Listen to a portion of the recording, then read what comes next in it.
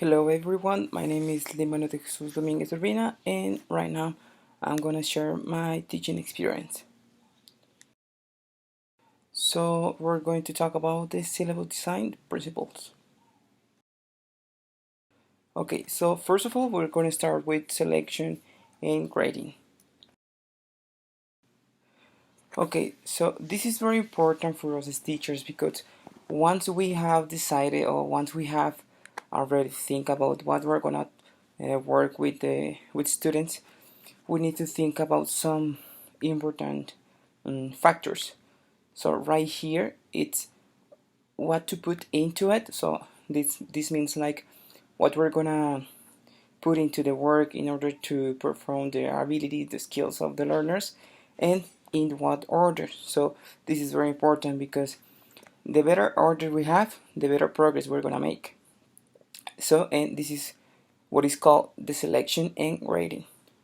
So for example, it's just the way a syllabus can be taught according on a itinerary, but sometimes we don't want to follow that pattern. So this means like sometimes we're like set to follow some patterns according to some maybe activities, some assignments, but sometimes it is not necessary for us to follow that way. We can make our own way. So also there are two factors when deciding the design of a syllabus. So these ones are the utility and the learnability. So in the utility, this refers to all things being equal. The item which is most useful for the learners is included in the syllabus, and the items which are less useful are rejected. So this is very important and very well interesting because when we want to when we want to make an activity or maybe we want to do a test for our learners, so we're gonna think about what's the best option or maybe what is the best learning material for us to put into the work in order for them to make it utility in everyday life. So now moving on to the learnability, this refers to the items that are easy to learn and preferred to more difficult ones. And this is very true because when we are about to start maybe a new language course or maybe a new activity or segment, so it is preferred or maybe it is recommendable to start with the easy, and then through the time we can move to the hardest ones. And also because it is recommendable for teachers to use this kind of learning method because in this way learners are used to or well are supposed to learn better. And of course there might be sometimes a learning issue between learnability and utility. And what what is it about? So because sometimes we can prefer to use something which is very useful, but at the same time, well, it might be not so easy to understand, or maybe sometimes we can use something which is very easy to understand, but this won't be useful. So this is why it is recommendable to start with a simple and useful item before moving into a more complex and less useful one later. Okay, so now we're gonna move to the frequency, range, and coverage. Okay, speaking about frequency, this is an important factor because this means like the more frequently the item occurs or is used in real language use or in real daily life, the more useful the item will be. Because when you, for example, when you try to speak English or maybe when you try to learn English or maybe a new different language, if you practice every day or if you use it every day, or well, if you are in constant use with the factor, maybe with the idiom, so it will be easy for you to catch up to understand it. So the problem with frequency is that the less an item is used, or well, for example, in this case, speaking of the learning course, for example English, the less useful would be because it's like you don't practice it, so you don't get used to to that factor, or maybe to that point that you will be using. So instead of, maybe, I don't know, practicing every day this factor of this point that you are learning, because you don't practice it, you won't be able to use it perfectly or maybe properly. So, and this will make some misunderstandings, or maybe some confusion, or even making mistakes.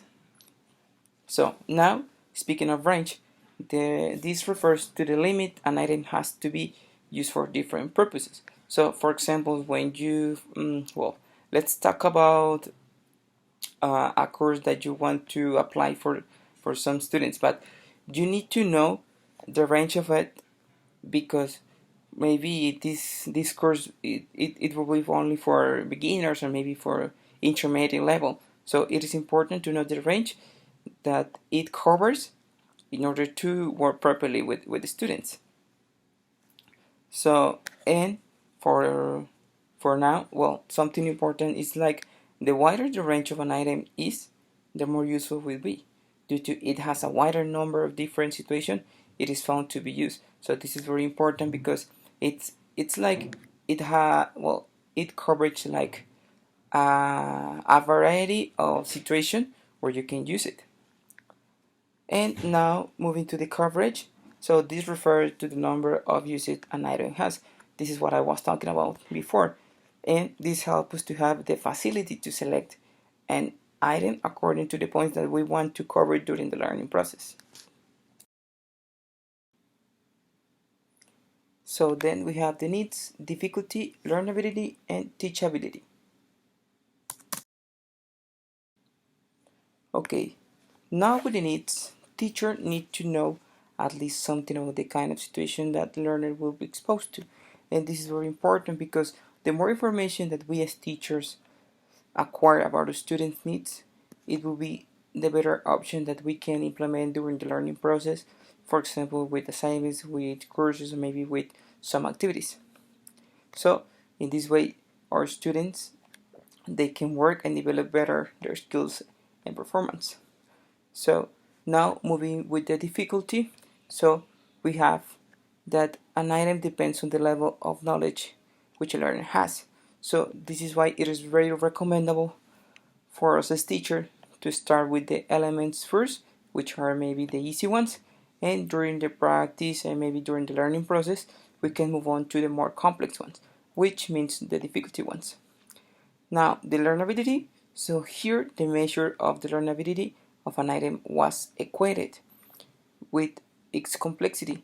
So the more simple, the more learnable. So when we try to say about the complexity, so it means like how easy or how hard it is or looks like for the students. This is why the more simple it is, the more learnable will be.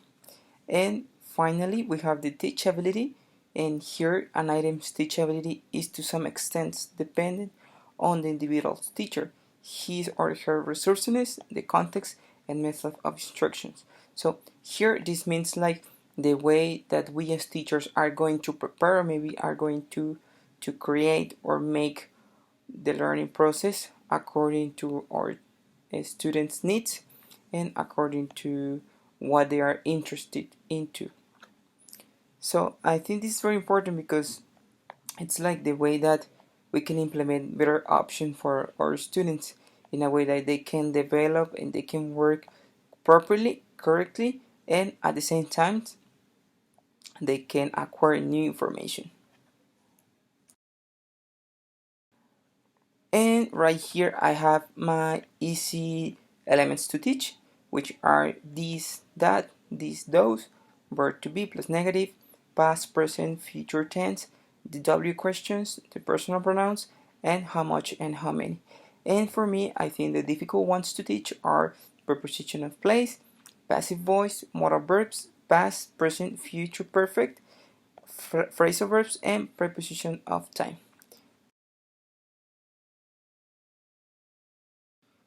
And finally, I have the reference, which is from the University eXpro.